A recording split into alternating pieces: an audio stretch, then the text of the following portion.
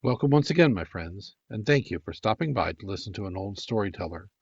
Today we have a story from Japan, and the title of this story is The 47 Ronins.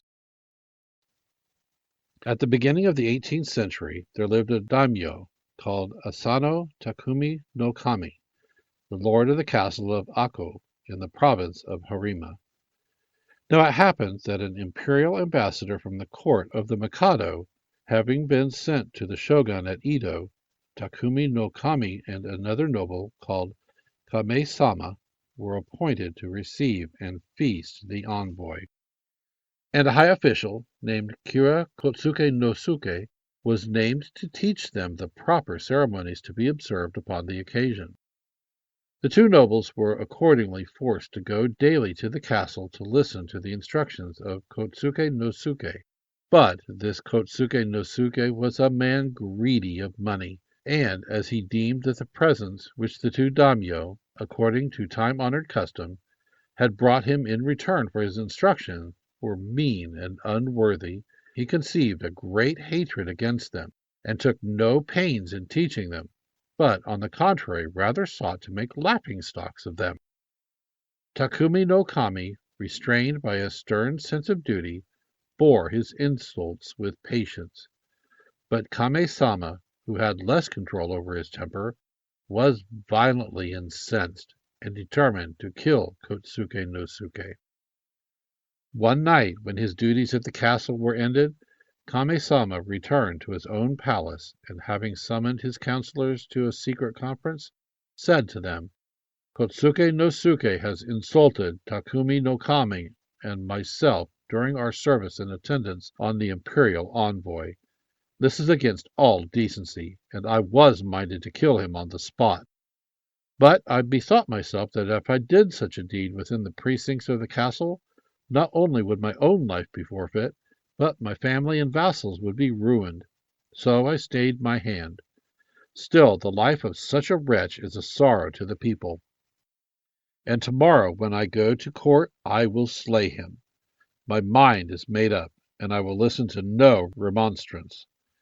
And as he spoke, his face became livid with rage. Now, one of the Kame-sama's counselors was a man of great judgment, and when he saw from his lord's manner that remonstrance would be useless, he said, "Your lordship's words are law. Your servant will make all preparations accordingly, and tomorrow, when your lordship goes to the court, if this Kotsume no Suke should again be insolent, let him die the death."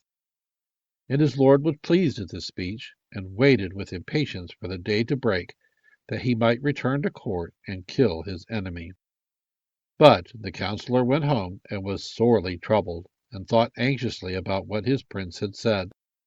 And as he reflected, it occurred to him that since Kotsuke no Suke had the reputation of being a miser, he would certainly be open to a bribe, and that it was better to pay any sum, no matter how great, than that his lord and his house should be ruined.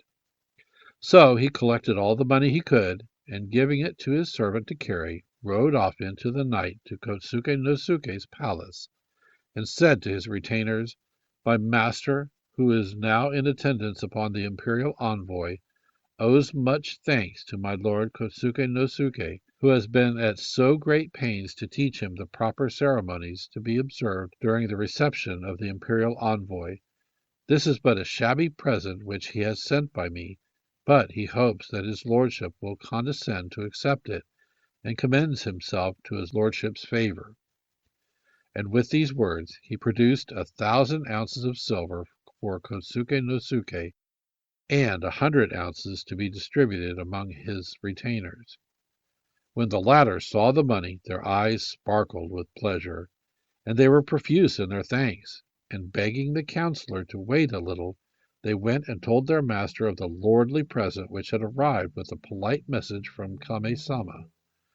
Kotsuke no Suke in eager delight sent for the counsellor into an inner chamber, and, after thanking him, promised on the morrow to instruct his master carefully in all the different points of etiquette. So the counsellor, seeing the miser's glee, rejoiced at the success of his plan. and having taken his leave, returned home in high spirits. But Kame-sama, little thinking how his vassal had propitiated his enemy, lay brooding over his vengeance, and on the following morning at daybreak went to court in solemn procession. When Kotsuke no Suke met him, his manner had completely changed, and nothing could exceed his courtesy. "You have come early to court this morning, my lord Kame," said he. "I cannot sufficiently admire your zeal. I shall have the honor to call your attention to several points of etiquette today. I must beg your lordship to excuse my previous conduct, which must have seemed very rude. But I am naturally of a cross-grained disposition, so I pray you to forgive me." And as he kept on humbling himself and making fair speeches, the heart of Kame-sama was gradually softened, and he renounced his intention of killing him. Thus, by the cleverness of his counselor, was Kame-sama, with all his house, saved from ruin. Shortly after this, Takumi no Kami, who had sent no present, arrived at the castle, and Kotsuke no Suke turned him into ridicule even more than before, provoking him with sneers and covert insults. But Takumi no Kami affected to ignore all this, and submitted himself patiently to Kotsuke no Suke's orders. This conduct, so far from producing a good effect, only made Kotsuke no Suke despise him the more, until at last he said haughtily, "Here, my lord of Takumi, the ribbon of my sock has come untied. Be so good as to tie it up for me." Takumi no Kami, although burning with rage at the affront, still thought as he was on duty he was bound to obey, and tied up the ribbon of the sock. Then Kotsuke no Suke, turning from him, petulantly exclaimed, "Why, how clumsy you are! You cannot so much as tie up the ribbon of a sock properly. Anyone can see that you are a boor from the country, and know nothing of the manners of Edo." And with a scornful laugh he moved towards an inner room. But the patience of Takumi no Kame was exhausted. This last insult was more than he could bear. "Stop a moment, my lord," cried he. "Well, what is it?" replied the other. And as he turned around, Takumi no Kame drew his dirk and aimed a blow at his head. But Kotsuke no Suke, being protected by the court cap which he wore, the wound was but a scratch, so he ran away. And Takumi no Kame, pursuing him, tried a second time to cut him down, but, missing his aim, struck his dirk into a pillar. At this moment an officer named Kajikawa Yosobe, seeing the affray, rushed up, and holding back the infuriated noble, gave Kotsuke no Suke time to make good his escape. Then there arose a great uproar and confusion, and Takumi no Kame was arrested and disarmed, and confined in one of the apartments of the palace under the care of the censors. A council was held, and the prisoner was given over to the safeguard of a daimyo called Tamura Ukyo no Daibu, who kept him in close custody in his own house, to the great grief of his wife and of his retainers. And when the deliberations of the council were complete, it was decided that, as he had committed an outrage and attacked another man within the precincts of the palace, he must perform harakiri, that is, commit suicide by disemboweling. His goods must be confiscated and his family ruined. Such was the law. So Takumi no Kami performed harakiri, his castle of Akko was confiscated, and his retainers having become Ronins, some of them took service with other daimyo, and others became merchants. Now, amongst these retainers was his principal counselor, a man called Oishi Kuranosuke, who, with 46 other faithful dependents, formed a league to avenge their master's death by killing Kotsuke no Suke. This Oishi Kuranosuke was absent at the castle of Akko at the time of the affray, which, had he been with his prince, would never have occurred, for, being a wise man, he would not have failed to propitiate Kotsuke no Suke by sending him suitable presents. While the counselor who was in attendance on the prince at Edo was a dullard, who neglected this precaution, and so caused the death of his master and the ruin of his house. So Oishi Kuranosuke and his 46 companions began to lay their plans of vengeance against Kosuke no Suke, but the latter was so well guarded by a body of men lent to him by a daimyo called Uesugi-sama, whose daughter he had married, that they saw that the only way of attaining their end would be to throw their enemy off his guard. With this object they separated and disguised themselves, some as carpenters or craftsmen, others as merchants, and their chief, Kuranosuke, went to Kyoto and built a house in the quarter called Yamashina, where he took to frequenting houses of the worst repute, and gave himself up to drunkenness and debauchery, as if nothing were further from his mind than revenge.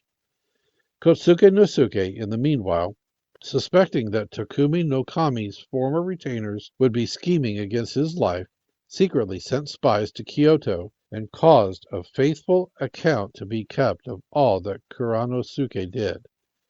The latter, however, determined thoroughly to delude the enemy into a false security, went on leading a dissolute life with harlots and wine-bibbers. One day, as he was returning home drunk from some low haunt, he fell down in the street and went to sleep, and all the passers-by laughed him to scorn. It happened that a Satsuma man saw this, and said, "Is not this Oishi Kuranosuke, who was a counselor of Asano Takumi no Kami, and who, not having the heart to avenge his lord, gives himself up to women and wine? See how he lies drunk in the public street, faithless beast, fool and craven, unworthy of a name of a samurai." And he trod on Kuranosuke's face as he slept, and spat upon him. But when Kosuke no Suke's spies reported all this at Edo, he was greatly relieved at the news, and felt secure from danger.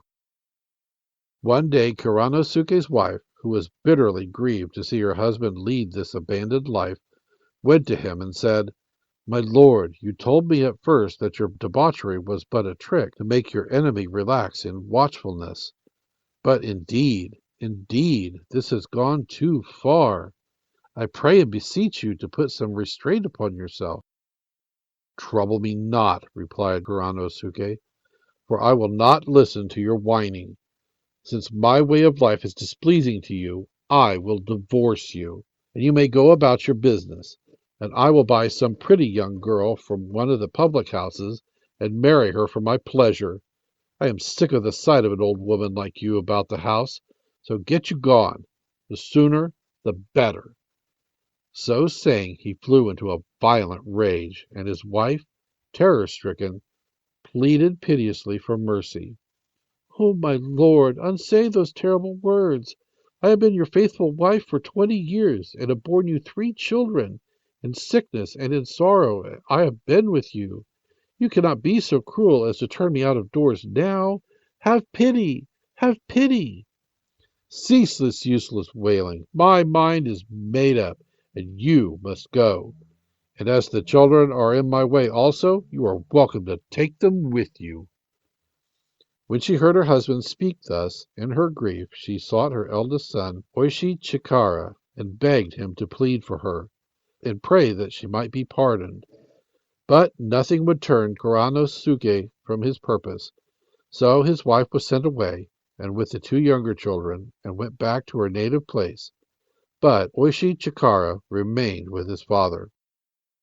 The spies communicated all this without fail to Kosuke no Suke, and he, when he heard how Kuranosuke, having turned his wife and children out of doors and bought a concubine, was groveling in a life of drunkenness and lust, began to think that he had no longer anything to fear from the retainers of Takumi no Kami, who must be cowards, without the courage to avenge their lord. So by degrees he began to keep a less strict watch, and sent back half of the guard which had been lent to him by his father-in-law, Uesugi-sama. Little did he think how he was falling into the trap laid for him by Kuranosuke, who, in his zeal to slay his lord's enemy, thought nothing of divorcing his wife and sending away his children. Admirable and faithful man! In this way Kuranosuke continued to throw dust in the eyes of his foe by persisting in his apparently shameless conduct.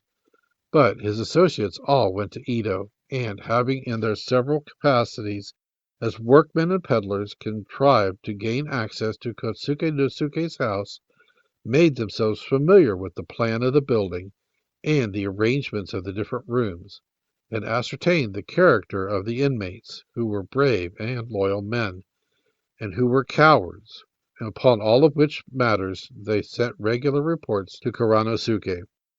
And when at last it became evident from the letters which arrived from Ito that Kotsuke no Suke was thoroughly off his guard, Kuranosuke rejoiced that the day of vengeance was at hand, and, having appointed a trysting place at Ito, he fled secretly from Kyoto, eluding the vigilance of his enemy spies. Then the 47 men, having laid all their plans, bided their time patiently. It was now midwinter, the 12th month of the year, and the cold was bitter.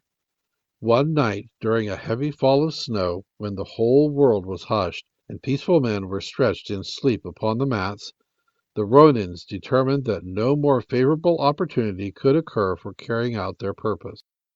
So they took counsel together, and, having divided their band into 2 parties, assigned to each man his post. One band, led by Oshi Kuranosuke, was to attack the front gate, and the other, under his son Oishi Chikara, was to attack the postern of Kotsuke no Suke's house. But as Chikara was only 16 years of age, Yoshida Shuzemon was appointed to act as his guardian. Further, it was arranged that a drum, beaten at the order of Kuranosuke, should be the signal for the simultaneous attack, and that if anyone slew Kotsuke no Suke and cut off his head, he should blow a shrill whistle as a signal to his comrades, who would hurry to the spot and, having identified the head, carry it off to the temple called Sengaku-ji and lay it as an offering before the tomb of their dead lord. Then they must report their deed to the government and await the sentence of death which would surely be passed upon them. To this the Ronins one and all pledged themselves. Midnight was fixed upon as the hour, and the 47 comrades, having made all ready for the attack, partook of a last farewell feast together, for on the morrow they must die. Then Oshi Kuranosuke addressed the band and said, "Tonight we shall attack our enemy in his palace. His retainers will certainly resist us, and we shall be obliged to kill them. But to slay old men and women and children is a pitiful thing. Therefore I pray you each one to take great heed, lest you kill a single helpless person." His comrades all applauded this speech, and so they remained, waiting for the hour of midnight to arrive. When the appointed hour came, the Ronins set forth. The wind howled furiously, and the driving snow beat in their faces, but little cared they for wind or snow as they hurried on their road, eager for revenge. At last they reached Kotsuke no Suke's house and divided themselves into 2 bands, and Chikara, with 23 men, went round to the back gate. Then 4 men, by means of a ladder of ropes which they hung on to the roof of the porch, effected an entry into the courtyard, and, as they saw signs that all the inmates of the house were asleep, they went into the porter's lodge where the guards slept, and, before the latter had time to recover from their astonishment, bound them. The terrified guard prayed hard for mercy, that their lives might be spared, and to this the Ronins agreed on condition that the keys to the gate should be given up. But the others tremblingly said that the keys were kept in the house of one of their officers, and that they had no means of obtaining them. Then the Ronins lost patience, and with a hammer dashed in pieces the big wooden bolt which secured the gate, and the doors flew open to the right and to the left. At the same time Chikara and his party broke in by the back gate.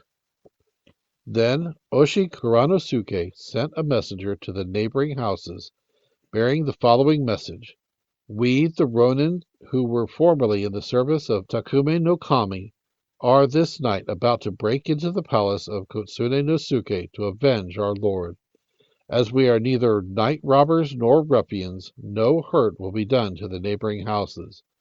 We pray you to set your minds at rest."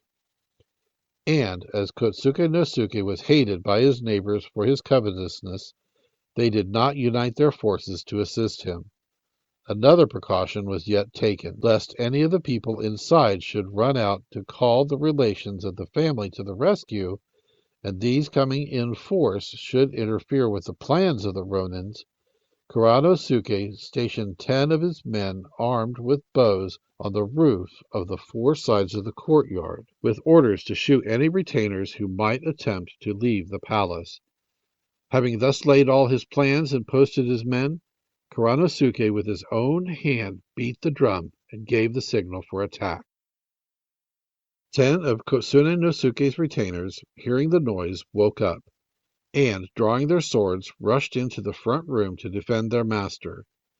At this moment the Ronins, who had burst open the door of the front hall, entered the same room. Then arose a furious fight between the two parties, in the midst of which Chikara, leading his men through the garden, broke into the back of the house, and Kotsuke no Suke, in terror of his life, took revenge, with his wife and female servants, into the closet in the veranda, while the rest of his retainers, who slept in the barrack outside the house, made ready to go to the rescue. But the Ronins, who had come in by the front door and were fighting with the 10 retainers, ended by overpowering and slaying the latter without losing one of their own number. After which, forcing their way bravely towards the back rooms, they were joined by Chikara and his men, and the 2 bands were united in one. By this time, the remainder of Kotsuke no Suke's men had come in, and the fight became general, and Kuranosuke, sitting on a camp stool, gave his orders and directed the Ronins. Soon the inmates of the house perceived that they were no match for their enemy. So they tried to steal out intelligence of their plight to Uesugi-sama, their lord's father-in-law, begging him to come to the rescue with all the force at his command. But the messengers were shot down by the archers whom Kuranosuke had posted on the roof. So, no help coming, they fought on in despair. Then Kuranosuke cried out with a loud voice, "Kotsuke no Suke alone is our enemy. Let someone go inside and bring him forth, dead or alive." Now in front of Kotsuke no Suke's private room stood 3 brave retainers with drawn swords.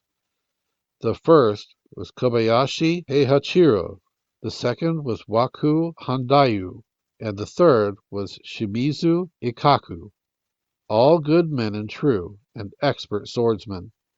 So stoutly did these men lay about them that for a while they kept the whole of the Ronins at bay, and at one moment even forced them back. When Oshi Kuranosuke saw this, he ground his teeth with rage and shouted to his men, "What! Did not every man of you swear to lay down his life in avenging his lord, and now you are driven back by 3 men? Cowards, not fit to be spoken to! To die fighting in a master's cause should be the noblest ambition of a retainer." Then turning to his own son Chikara, he said, "Here, boy, engage those men, and if they are too strong for you, die." Spurred on by these words, Chikara seized a spear and gave battle to Waku Handayu, but could not hold his ground, and backing by degrees, was driven out into the garden, where he missed his footing and slipped into a pond. But as Handayu, thinking to kill him, looked down into the pond, Chikara cut his enemy in the leg and caused him to fall, and then, crawling out of the water, dispatched him. In the meanwhile, Kobayashi Heihachiro and Shimizu Ikaku had been killed by the other Ronins, and of all Kotsuke no Suke's retainers, not one fighting man remained. Chikara, seeing this, went with his bloody sword in his hand into a back room to search for Kotsuke no Suke. But he only found the son of the latter, a young lord named Kira Sayoi, who, carrying a halberd, attacked him, but was soon wounded and fled. Thus, the whole of Kotsuke no Suke's men having been killed, there was an end to the fighting. But as yet there was no trace of Kotsuke no Suke to be found.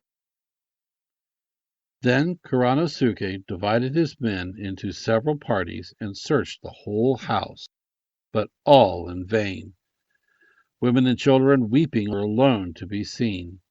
At this the 47 men began to lose heart and regret that after all their toil they had allowed their enemy to escape them, and there was a moment when in their despair they agreed to commit suicide together upon the spot. But they determined to make one more effort. So Kuranosuke went into Kotsuke no Suke's sleeping room, and touching the quilt with his hands, exclaimed, "I have just felt the bedclothes, and they are yet warm, and so methinks that our enemy is not far off. He must certainly be hidden somewhere in the house." Greatly excited by this, the Ronins renewed their search. Now, in the raised part of the room, near the place of honor, there was a picture hanging. Taking down this picture, they saw that there was a large hole in the plastered wall, and on thrusting a spear in, they could feel nothing beyond it. So one of the Ronins, called Yazama Jutaro, got into the hole and found that on the other side there was a little courtyard, in which there stood an outhouse for holding charcoal and firewood. Looking into the outhouse, he spied something white at the farther end, at which he struck with his spear, when 2 armed men sprang out upon him and tried to cut him down, but he kept them back until one of his comrades came up and killed one of the 2 men and engaged the other, while Jutaro entered the outhouse and felt about with his spear. Again, seeing something white, he struck it with his lance, when a cry of pain betrayed that it was a man. So he rushed up, and the man in white clothes, who had been wounded in the thigh, drew a dirk and aimed a blow at him. But Jutaro wrested the dirk from him, and clutching him by the collar, dragged him out of the outhouse. Then the other Ronin came up, and they examined the prisoner attentively, and saw that he was a noble-looking man, some 60 years of age, dressed in a white satin sleeping robe, which was stained by the blood from the thigh wound which Jutaro had inflicted. The 2 men felt convinced that this was no other than Kotsuke no Suke, and they asked him his name, but he gave no answer.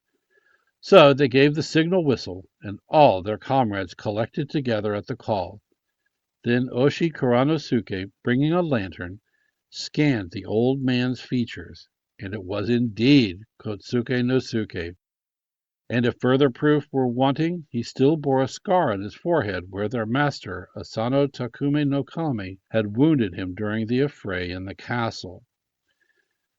There being no possibility of mistake, therefore, Oishi Kuranosuke went down on his knee, and addressing the old man very respectfully, saying, "My lord, we are the retainers of Asano Takumi no Kami.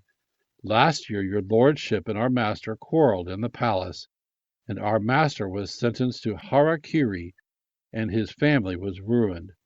We have come tonight to avenge him, as is the duty of faithful and loyal men. I pray your lordship to acknowledge the justice of our purpose. And now, my lord, we beseech you to perform harakiri. I myself shall have the honor to act as your second, and when, with all humility, I shall have received your lordship's head, it is my intention to lay it as an offering upon the grave of Asano Takumi no Kami." Thus, in consideration of the high rank of Kotsuke no Suke, the Ronins treated him with the greatest courtesy, and over again entreated him to perform harakiri. But he crouched speechless and trembling. At last Kuranosuke, seeing that it was vain to urge him to die the death of a nobleman, forced him down and cut off his head with the same dirk with which Asano Takumi no Kami had killed himself. Then the 47 comrades, elated at having accomplished their design, placed the head in a bucket, and prepared to depart. But before leaving the house, they carefully extinguished all the lights and fires in the place, lest by any accident a fire should break out and the neighbors suffer. As they were on their way to Takanawa, the suburb in which the temple called Sengaku-ji stands, the day broke, and the people flocked out to see the 47 men who, with their clothes and arms all blood-stained, presented a terrible appearance. And everyone praised them, wondering at their valor and faithfulness. But they expected every moment that Kotsuke no Suke's father-in-law would attack them and carry off the head, and make ready to die bravely, sword in hand. However, they reached Takanawa in safety, for Matsudari Aki no Kami, one of the 18 chief daimyo of Japan, of whose house Asano Takumi no Kami had been a cadet, had been highly pleased when he heard of the last night's work, and he had made ready to assist the Ronins in case they were attacked. So Kotsuke no Suke's father-in-law dare not pursue them. At about 7 in the morning, they came opposite to the palace of Matsudari Mutsi no Kami, the prince of Sendai, and the prince, hearing of it, sent for one of his counselors and said, "The retainers of Takumi no Kami have slain their lord's enemy and are passing this way. I cannot sufficiently admire their devotion, so, as they must be tired and hungry after their night's work, do you go and invite them to come in here, and set some gruel and a cup of wine before them." So the counselor went out and said to Oshi Kuranosuke, "Sir, I am a counselor of the Prince of Sendai, and my master bids me beg you, as you must be worn out after all you have undergone, to come in and partake of such poor refreshment as we can offer you. This is my message to you from my lord." "I thank you, sir," replied Kuranosuke. "It is very good of his lordship to trouble himself to think of us. We shall accept his kindness gratefully." So the 47 Ronins went into the palace, and were feasting with gruel and wine, and all the retainers of the Prince of Sendai came and praised them.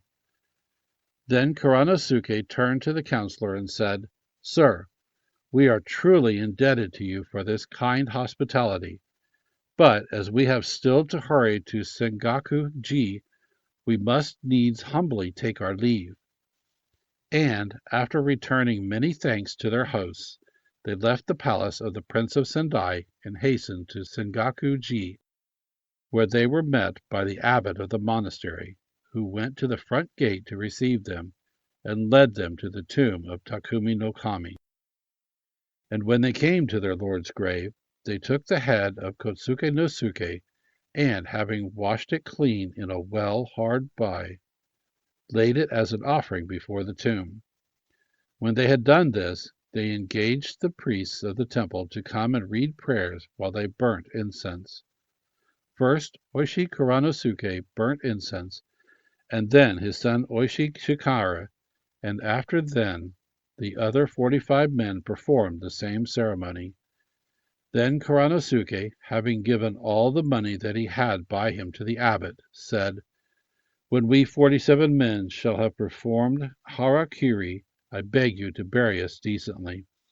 I rely upon your kindness. This is but a trifle that I have to offer, such as it is. Let it be spent in masses for our souls." And the abbot, marveling at the faithful courage of the men, with tears in his eyes, pledged himself to fulfill their wishes. So the 47 Ronins, with their minds at rest, waited patiently until they should receive the orders from the government. At last they were summoned to the Supreme Court, where the governors of Edo and the public censors had assembled, and the sentence passed upon them was as follows. Whereas, neither respecting the dignity of the city nor fearing the government, having leagued yourselves together to slay your enemy, you violently broke into the house of Kira Kotsuke no Suke by night and murdered him. The sentence of the court is that, for this audacious conduct, you perform harakiri. When the sentence had been read, The 47 Ronins were divided into 4 parties and handed over to the safekeeping of the 4 different daimyo, and sheriffs were sent to the palaces of those daimyo in whose presence the Ronins were made to perform harakiri. But, as from the very beginning they had all made up their minds that to this end they must come, they met their death nobly, and their corpses were carried to Sengaku-ji and buried in front of the tomb of their master, Asano Takumi no Kami. And when the fame of this became noised abroad, the people flocked to pray at the graves of these faithful men. Among those who came to pray was a Satsuma man, who, prostrating himself before the grave of Oishi Kuranosuke, said, "When I saw you lying drunk by the roadside at Yamashina in Kyoto, I knew not that you were plotting to avenge your lord, and, thinking you to be a faithless man, I trampled on you and spat in your face as I passed. And now I have come to ask pardon and offer atonement for the insult of last year." With those words he prostrated himself again before the grave, and, drawing a dirk from his girdle, stabbed himself in the belly and died. And the chief priest of the temple, taking pity upon him, buried him by the side of the Ronins, and his tomb still remains to be seen with those of the 47 comrades. This is the end of the story of the 47 Ronins. Thank you once again for listening to this story. If you enjoyed this story, please press that like button. Also, please help an old storyteller out by subscribing to my channel. The next story will be posted in a few days, so until then, may your story continue to be a good one.